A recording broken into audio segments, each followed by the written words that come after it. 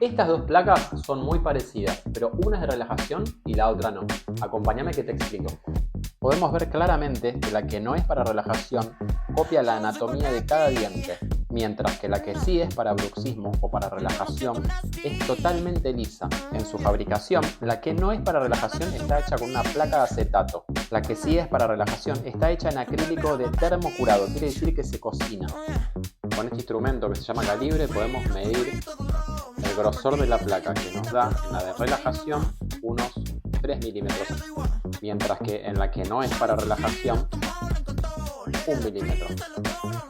Si querés saber por qué una es para relajación y la otra no, déjamelo en los comentarios.